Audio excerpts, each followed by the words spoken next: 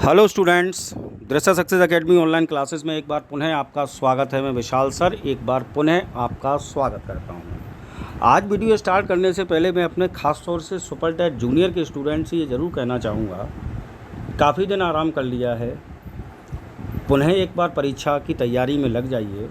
पूर्ण संभावना है कि अक्टूबर में 2 डेट्स बता रहे हैं, 17 अक्टूबर और 31 अक्टूबर, जिसमें कि आपकी ये परीक्षा होने की पूर्ण संभावना है। जैसा कि मैंने आपसे प्रॉमिस किया था कि अभी मैं टीजीटी और पीजीटी की तैयारी करा रहा हूँ, उसके तुरंत बाद आप लोगों की जूनियर सुपर टेट की पुनः तैयारी कराऊंगा। उसी क्रम में मैं जूनियर सुपर टेट और साथ ही साथ आगामी एलटी परीक्षा जो है उसके फॉर्म अभी आने वाले हैं, काफ़ी अच्छी वैकेंसी आ रही हैं, तो उसके दोनों के लिए मैं वीडियोस देना आरंभ मैंने कर दिया है। आप लोगों से भी इतना कहना चाहूँगा, मैं जब इतनी मेहनत कर रहा हूँ तो आपको सिर्फ इतना करना है कि इन वीडियोस को मात्र देखना है, समझना है, सुनना है। तो आप लोग भी ये करिए, जिससे कि मुझे भी आपके लिए वीडियो बनाने के लिए एक एनर्जी मिले और मुझे भी अपने काम में आनंद आए। ठीक है ना साहब? तो जैसा कि मैंने हिस्ट्री ऑफ इंग्लिश लिटरेचर से वीडियो आरंभ किए थे, और हिस्ट्री ऑफ इंग्लिश लिटरेचर में मैंने 2 वीडियो आपको दिए हैं, प्री चौसेरियन एज और चौसेरियन एज पोइट्री। प्री चौसेरियन एज और चौसेरियन एज में जो पोइट्री से महत्वपूर्ण क्वेश्चन हो सकते थे वो मैंने दिए। इसी क्रम में आज मैं आपको लेकर आया हूँ हिस्ट्री ऑफ इंग्लिश लिटरेचर में चौसेरियन एज के बाद जो महत्वपूर्ण एज है हमारा एलिजाबेथन एज। तो द एलिजाबेथन पोइट्री, यानी कि एलिजाबेथन एज में जो पोइट्री से कनेक्टेड वीडियो जो क्वेश्चंस हो सकते हैं वो मैं लेकर आया हूँ। आज ये पहला पार्ट है, ज़रूरत पड़ने पर मैं देखता हूँ और क्वेश्चन बना रहा हूँ तो दूसरा पार्ट भी आपको दूंगा।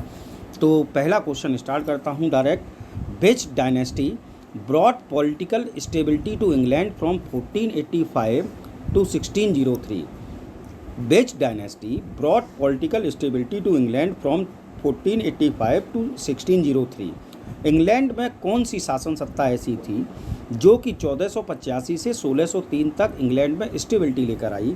ऑप्शन आपके सामने है, स्टुअर्ट, ट्यूडर, हैनोवर या विंडसर। तो ऑप्शन आपका राइट है, ऑप्शन बी, यानी कि ट्यूडर डायनेस्टी। ठीक है साहब? Question number 2। Who was the publisher of the first printed anthology of English poetry miscellany 1557? आपको उस राइटर का उस पब्लिशर का नाम बताना है जिसने कि इंग्लिश पोइट्री की पहली एंथोलॉजी को 1557 में पब्लिश किया मिसलेनी के नाम से। ठीक, अब ऑप्शन आपके सामने हैं, Richard Bottel, Richard Tottel, Richard Mottel या रिचर्ड पॉटेल। तो साहब, इंग्लैंड में इंग्लिश पोइट्री की पहली एंथोलॉजी को पब्लिशर करने वाले का नाम था रिचर्ड टोटेल। ऑप्शन बी आपका राइट आंसर है। Now the next question is question number 3। During the rain of which monarch did high renaissance poetry flourish? यानी कि किस मोनार्च की शासनकाल में रेनेसा पोइट्री जो थी वो फ्लोरिश हुई, हाई रेनेसा पोइट्री फ्लोरिश हुई? Henry 7th, Mary first, Henry 8th या एलिजाबेथ फर्स्ट? तो हम सब जानते हैं एलिजाबेथन एज। एलिजाबेथन एज इसलिए नाम पड़ा है क्योंकि उस समय इंग्लैंड की महारानी का नाम था एलिजाबेथ, और सबसे ज़्यादा अगर रेनेसा फ्लोरिश किया है तो वो किया है एलिजाबेथन एज में। तो एलिजाबेथ फर्स्ट इसका राइट आंसर है। नेक्स्ट क्वेश्चन अब आपका आता है question number 4। Which of the title of the first work ever written in Spenserian stanza? Spenserian stanza यानी स्पेंसर साहब के द्वारा दिए गए स्टेंजा फॉर्म में ऐसा अंग्रेजी का कौन सा वर्क था जिसको पहली बार लिखा गया? The fairy queen, the fairy countess, the fairy princess, the fairy God mother या द फेयरी क्वीन? देखिए आंसर मेरी मुँह से पहली बार में ही निकल गया था। तो स्पेंसर के द्वारा लिखा गया वर्क द फेयरी क्वीन जो है वो पहली बार स्पेंसरियन स्टेंजा में लिखा गया था, और वहीं से स्पेंसरियन स्टेंजा फ्लोरिश हुआ। नेक्स्ट आता है आपका question number 5। Edmund Spenser sonnet 34 and 35 were published in 1595 as part of which collection? Edmund Spenser साहब की सोनेट नंबर 34 और 35 1595 में पब्लिश हुई किस कलेक्शन की, मतलब किस कलेक्शन में पब्लिश हुई? एमरोटी, एमरोटो, सॉरी पहला ऑप्शन है आपका एमोरेटो, बी ऑप्शन है आपका एमारेटो, सी ऑप्शन है आपका एमोरेटी और डी ऑप्शन है आपका एमरेटी। तो सही स्पेलिंग है AMORETTI, यानी कि ऑप्शन सी।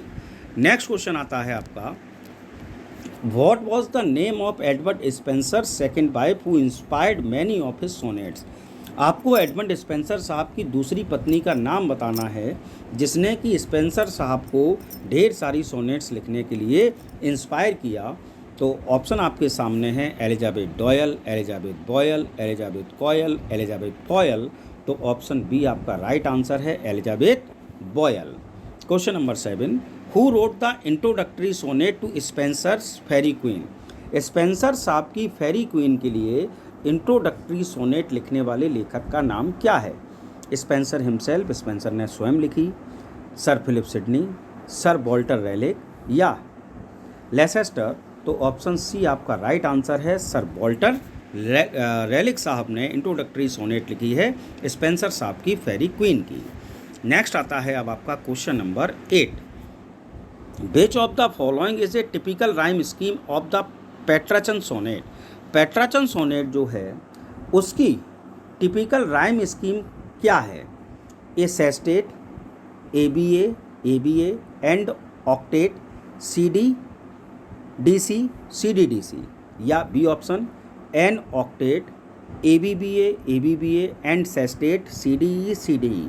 तो ऑप्शन बी आपका राइट आंसर है। एक ऑक्टेव होता है, एक सेस्टेट होता है। ऑक्टेव की राइमिंग स्कीम ABBA, ABBA है और सेस्टेट की राइमिंग स्कीम है CDE, CDE। नेक्स्ट क्वेश्चन आता है आपका question number 9, Petrarchan sonnet consist of? Petrarchan sonnet में क्या कंसिस्ट होता है? ऑक्टेव होता है, सेस्टेट होता है, बोथ A एंड B या नन ऑफ दीज? तो इसका आंसर अभी मैंने ऊपर ही बोल दिया, तो ऑप्शन सी आपका राइट आंसर है, एक ऑक्टेव और एक सेस्टेट। नेक्स्ट क्वेश्चन आता है question number 10, the Petrarchan sonnet sestet consist of? Petrarchan sonnet जो होती है उसके सोनेट में कितनी लाइंस होती हैं? तो भैया पेट्राचन सोनेट का सेस्टेट नहीं, कोई भी सेस्टेट हो उसमें लाइंस होंगी आपकी 6। तो ऑप्शन बी आपका राइट आंसर है। Question 11, what is the typical rhyming scheme of the Spenserian sonnet? Spenserian साहब की जो स्पेंसर साहब की जो सोनेट हैं जिसको स्पेंसरियन सोनेट कहा जाता है उसकी टिपिकल राइमिंग स्कीम आपको बतानी है। तो ऑप्शन सी आपका राइट आंसर है इसका, ABAB, BCBC, CDCD और EE। बहुत महत्वपूर्ण क्वेश्चन है ये, आप देखिएगा जब आप परीक्षा देने जाएंगे तो इनमें से क्वेश्चन अवश्य पूछे जाएंगे। अगला क्वेश्चन आता है आपका, What is the name of an extended poetic treatment of a single theme? What is the name of an extended poetic treatment of a single theme?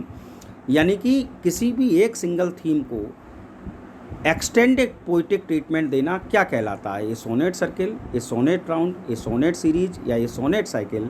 तो ऑप्शन डी आपका राइट आंसर है, इसको कहा जाता है सोनेट साइकिल। नेक्स्ट क्वेश्चन आता है आपका 13 number, What is the name of a sonnet series linked by repeating the last verse of one sonnet in the first verse of the next until the circle is closed by using the first verse of the first sonnet as the last verse of the last sonnet? फिर से answer लीजिए, आपको sonnet का नाम बताना है।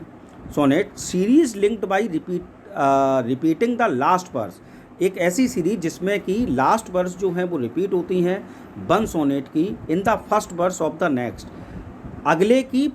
अगली जो है उसमें फर्स्ट वर्स उसका प्रयोग किया जाता है। Until the circle is closed, कब तक किया जाता है? जब तक सर्किल समाप्त नहीं होता। By using the first verse of the first sonnet as the last verse of the last sonnet. तो भैया इसको कहते हैं option B, a sonnet crown. क्या कहते हैं साहब? सोनेट क्राउन कहते हैं। नेक्स्ट आता है आपका, Which of the following is said to have had an important influence on Edmund Spenser work? आपको बताना है कि एडमंड स्पेंसर साहब के जो कार्य हैं जो उन्होंने लिखा उस पर इम्पोर्टेंट इन्फ्लुएंस किसका था? Ovid's, metamorphosis, Ariosto's, Orlando Furioso, heroic epic, tales of Charlemagne या ऑल ऑफ द एबव? तो भैया इसका राइट आंसर होगा all of the above. Ovid का मेटामॉर्फोसिस, एरिस्टोस का ऑर्लैंडो फ्यूरिसो और heroic epic tales of Charlemagne. Next question आता है आपका question number 15। Edmund Spenser is considered the best poet of Elizabethan age, identify his period. Edmund Spenser साहब को Elizabethan age का best poet कहा जाता है। आपको उनका पीरियड बताना है, 1551 से लेकर 1560, 1552 से 1599, 1557 से 1590 या 1552 से 1596। तो ऑप्शन बी आपका राइट आंसर है, 1552 से 1599 तक। अगला क्वेश्चन आता है आपका question number 16। Which work record Spenser's experience of his first visit to England in 1589-90 when he was introduced by sir Walter Raleigh to the queen. आपको स्पेंसर साहब का वह रिकॉर्डेड एक्सपीरियंस बताना है जो कि बताता है कि पहली बार जब वो इंग्लैंड आए 1589-90 में, और जब पहली बार उनका इंट्रोडक्शन हुआ रानी साहिबा से, क्वीन एलिजाबेथ से, सर वॉल्टर रैलिक के द्वारा, तो उसको उन्होंने किस वर्क में लिखा है? तो भैया उसका ऑप्शन बी आपका राइट आंसर है, Colin clouds come home again. क्या नाम दिया वर्क का? Colin clouds come home again. Next question आता है 17 number. Spencer's portrait Elizabeth in many of his work. Spencer साहब ने एलिजाबेथ को अपने कई वर्क्स में प्रदर्शित किया। In which of his famous work he also portrays her. इनमें से कौन सा वर्क है जिसमें कि उन्होंने एलिजाबेथ को पोर्ट्रेस किया है? हॉलीनेस, फेरी क्वीन, चैरिटी या फ्रेंडशिप? तो ऑप्शन बी आपका राइट आंसर है, Faerie Queene. Next 18 number. The Elizabethan master of Arcadian और पेस्टोरल पोइट्री। एलिजाबेथन एज में आर्केडियन और पेस्टोरल पोइट्री के मास्टर का नाम बताना है। तो भैया ये आंसर भी क्या है? स्पेंसर साहब। 19 नंबर। Edmund Spenser grew acquainted with the classics and Italian poets at. Edmund Spenser साहब की मुलाकात या उनका मिलन जो है वह क्लासिक्स और इटालियन पोइट्स से कहाँ हुआ? ऑस्ट्रेलिया में, स्टैनफोर्ड में, लैंकास्टर में या कैम्ब्रिज में? तो ऑप्शन बी आपका राइट आंसर है, कैम्ब्रिज यूनिवर्सिटी में। ठीक, कैम्ब्रिज में। नेक्स्ट आता है 20 नंबर। Spenser Shepherd Calendar was published on. बहुत इंपॉर्टेंट क्वेश्चन है, कई परीक्षाओं में आया है। स्पेंसर साहब का शेपर्ड कैलेंडर कब पब्लिश हुआ? 1564, 1590, 1616 या 1579? तो ऑप्शन बी आपका राइट आंसर है, 1579। 21। Edmund Spenser was made secretary to Lord Grey in. Edmund Spenser साहब को सेक्रेटरी बनाया गया था लॉर्ड ग्रे जी का, तो वो किस वर्ष में बनाए गए थे ये आपको बताना है। 1578, 1579, 1580 या 1581? तो ऑप्शन सी आपका राइट आंसर है, 1580।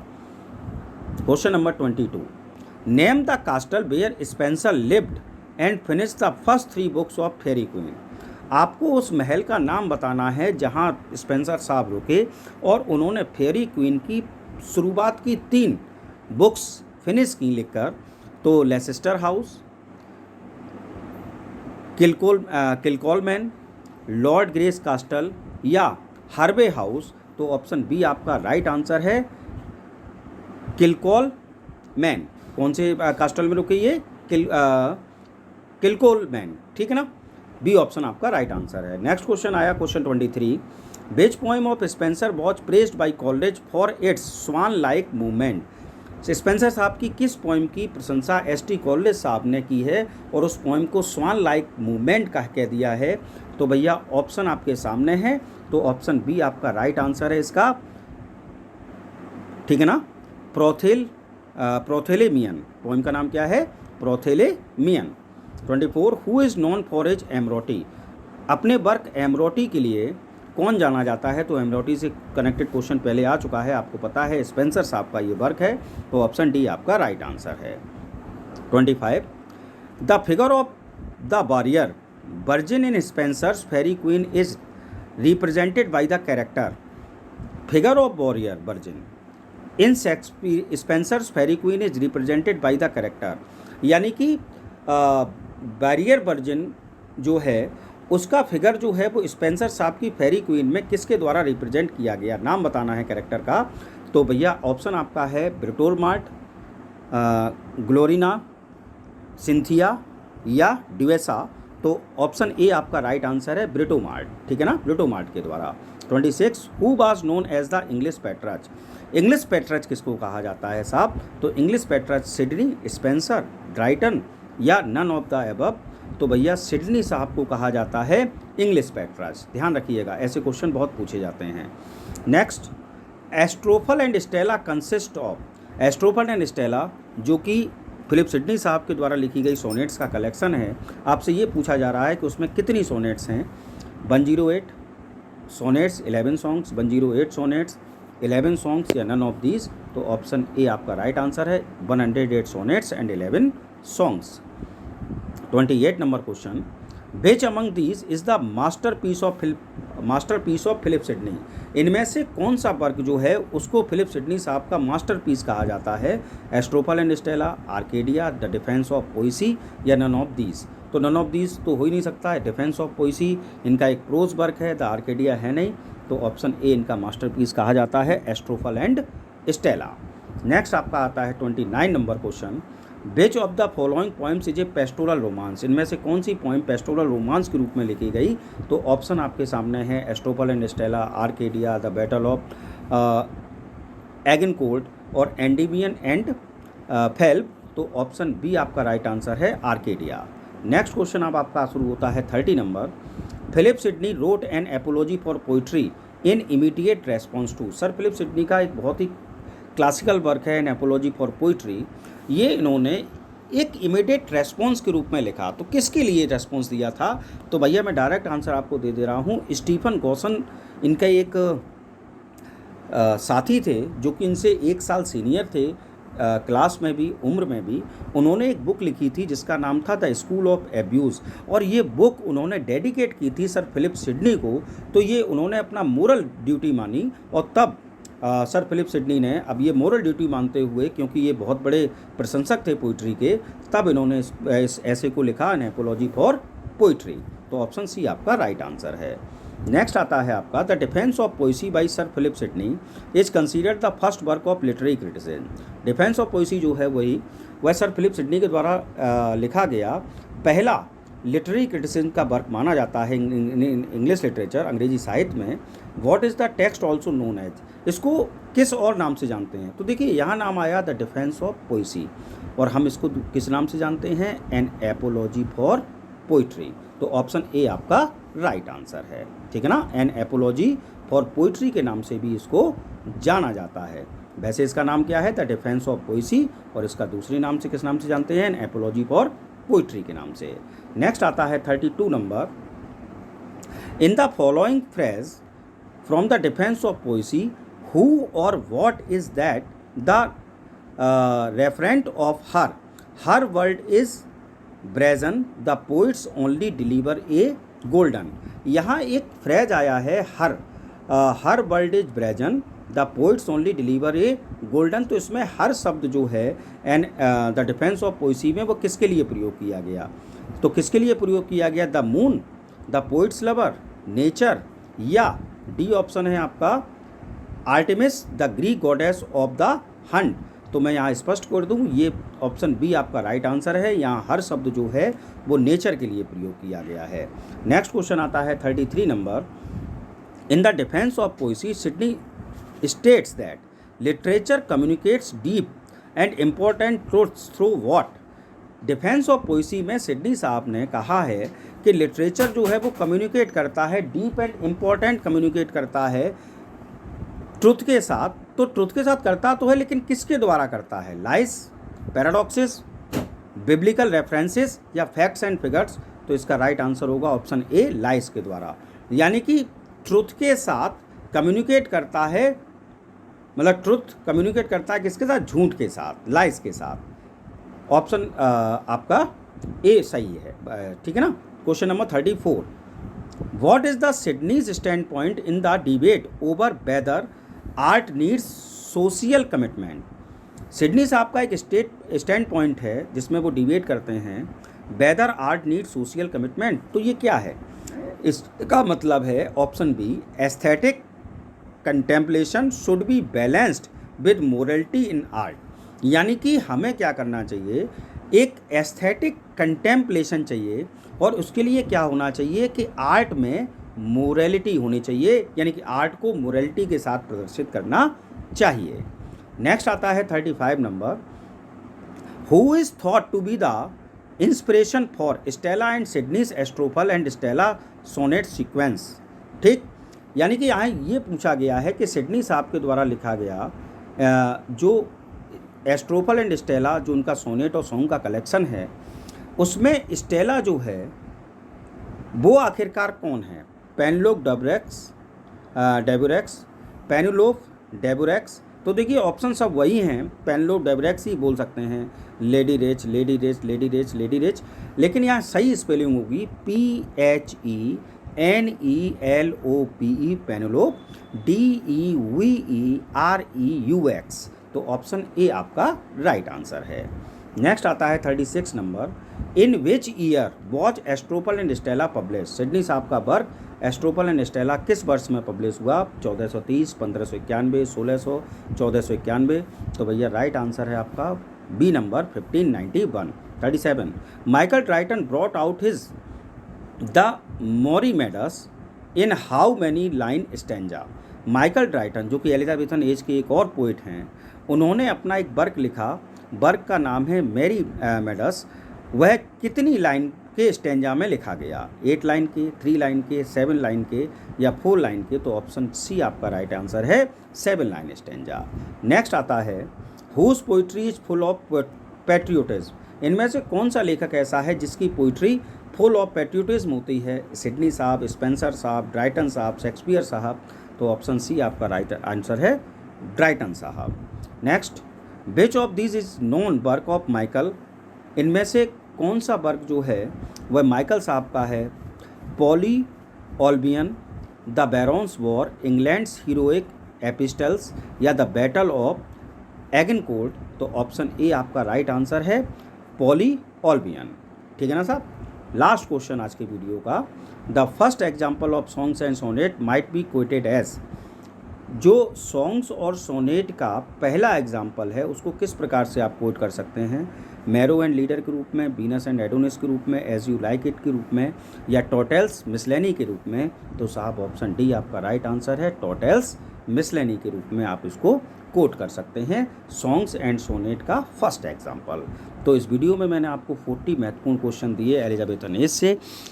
आपको मुझे पूर्ण आशा है कि वीडियो बहुत पसंद आया होगा, और यदि मेरा वीडियो पसंद आया हो तो प्लीज़ लाइक, कमेंट और शेयर अवश्य करिए। और एक बार पुनः मैं कहना चाहता हूं, आप लोग पूर्ण ईमानदारी के साथ अपनी तैयारी में लग जाइए। मैं जो अपनी तरफ से बेस्ट आपको दे सकता हूं, देने का पूर्ण रूप से प्रयत्न करूंगा। Thanks for watching. Stay home, stay safe, good night, sweet dream. जय हिंद, जय भारत।